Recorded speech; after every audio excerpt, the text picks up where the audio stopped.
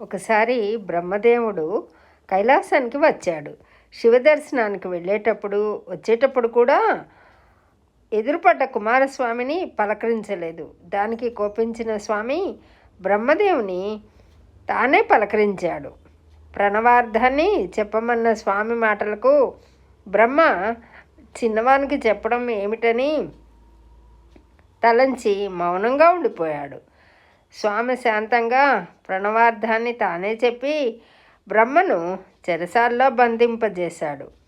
తానే సృష్టి కార్యాన్ని ఆరంభించాడు. తన తప్పు గ్రహించి బ్రహ్మదేవుడు చెరసాలలోనే తపస్సు చేయసాగాడు. దేవతల ప్రార్థనతో శివుడు నందీశ్వరునితో బ్రహ్మను వదలమని సందేశం పంపించాడు. కానీ స్కందుడు అంగీకరించలేదు. తర్వాత స్వయంగా శివుడే వెళ్ళి చెప్పగా బ్రహ్మదేవుని బంధ విముక్తిని చేయించాడు. ఆ విధంగా బ్రహ్మకు గర్వభంగం కలిగింది.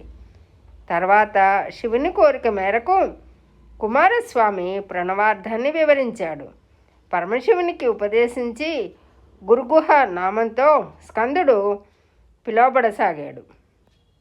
ఒకసారి తీర్థాటన చేస్తున్న అగస్త్య మహర్షి శ్రీశైల పర్వతానికి అర్థించాడు.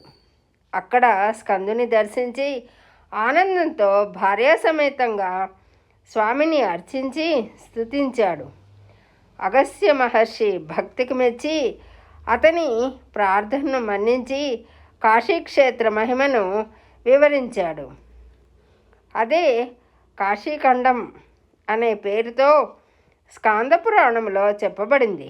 తర్వాత అగస్త్య మహర్షి స్కందుని వద్ద సెలవు తీసుకుని వెళ్ళిపోయాడు.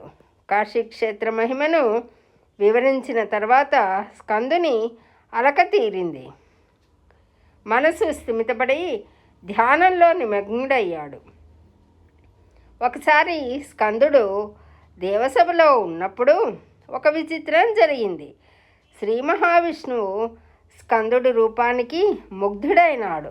ఆ సందర్భమున విష్ణుమూర్తి నేత్రాల నుండి ఆనంద బాష్పాలు రాలాయి.